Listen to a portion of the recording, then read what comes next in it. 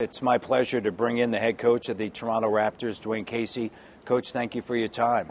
You come into a situation, shortened training camp, condensed schedule.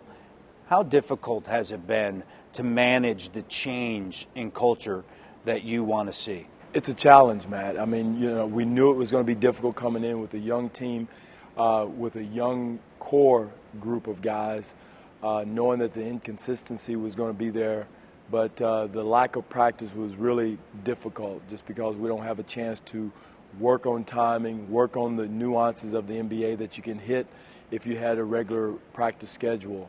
And also the big thing that I knew was going to be difficult was the training camp, lack of training camp.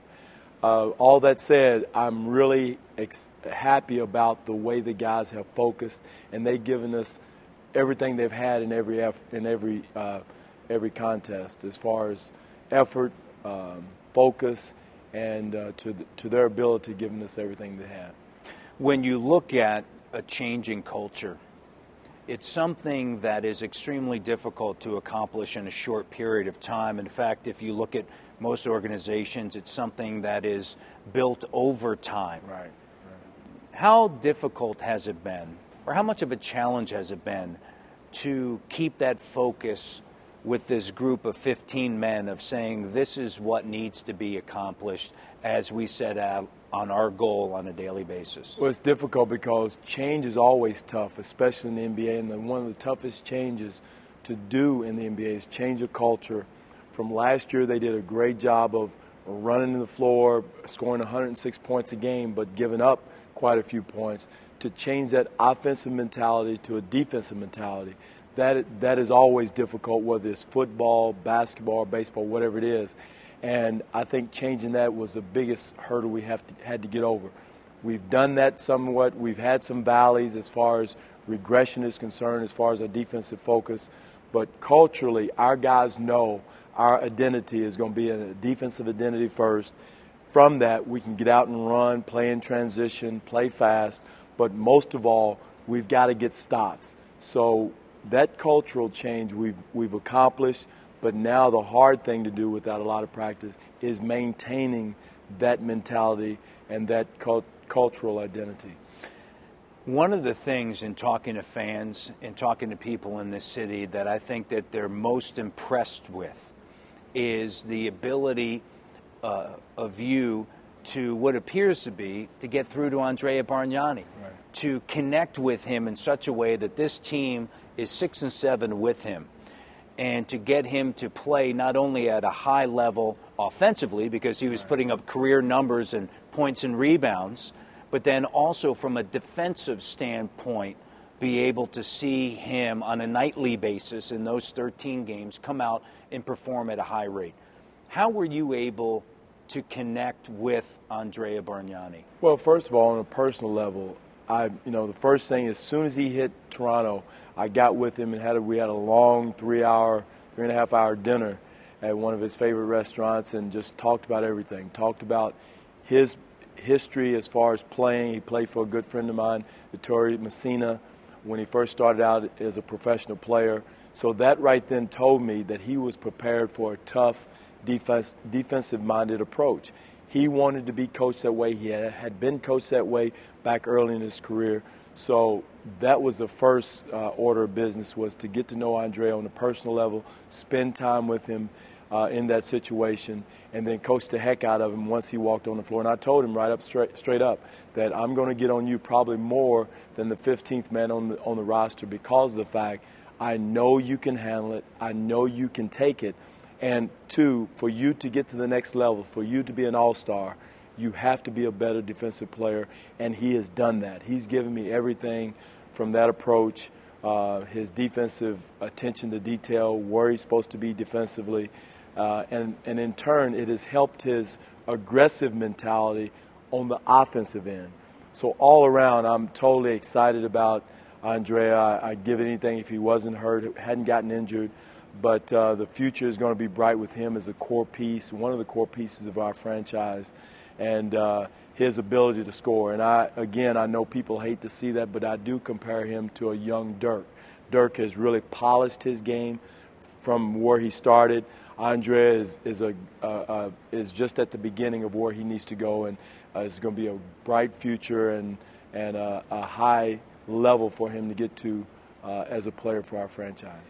It is interesting because Andrea this year, the term all-star all of a sudden started to come out. Mm-hmm. And it wasn't necessarily what he was doing at the offensive end, because I think everybody understood what he could do at the offensive end, but it was doing things at the defensive end.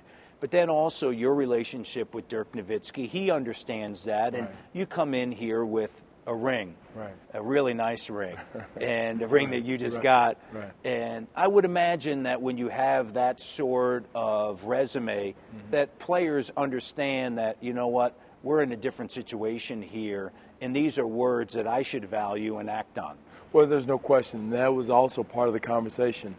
Our offensive approach is the same one we had in Dallas. I'm putting him in the same situations, pick and roll wise, pin downs.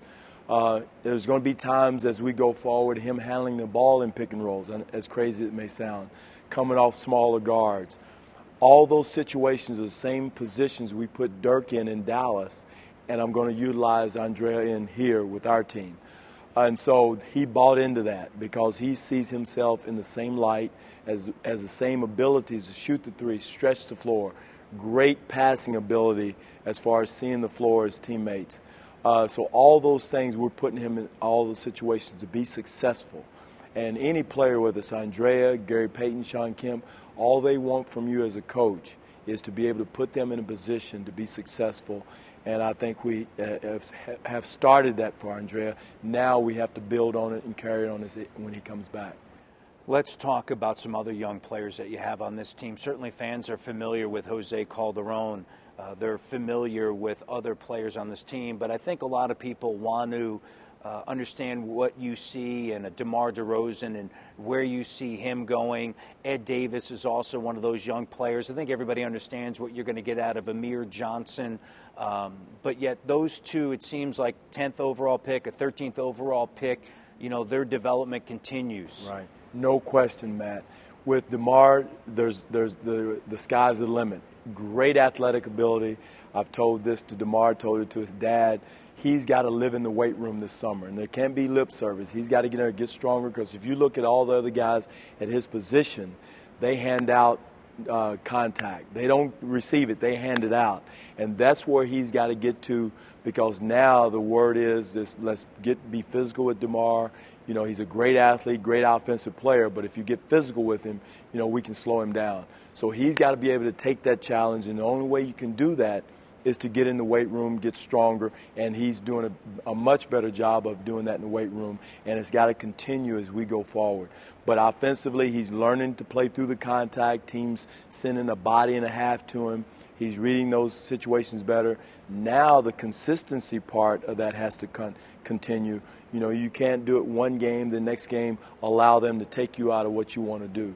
So that's where his growth is going to be, is to do the same thing on a consistent nightly basis, and not only on the offensive end, but turn around and D it up on the defensive end, be physical with them on the defensive end, and not let your guy, you know, get the same number of points and make it a wash. So he's learning that. He's doing it on a daily. And the key with DeMar, he wants to. He really wants to get better. He takes coaching, and he's been a great student. With Ed, same thing. He's got to get stronger. He's got to get in the weight room, because at his position, power forward position, you know, the word speaks for itself. You got to be strong. You got to be powerful. You got to take contact in the paint, and that's where he is. He did a good job last summer, but he's got to carry that through during the season and stay strong, because his thing also is taking contact in the post.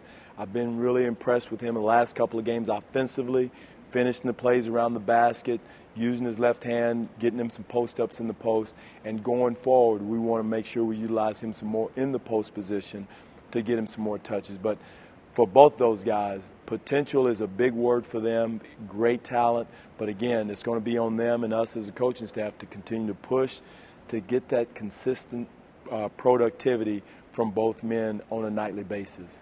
Coach, I know it's been a hectic schedule, so thank you very much for taking the time. I've said this to you before, the right man at the right time. Certainly wish you all the best in the second half of the season. Thank you so much, Matt.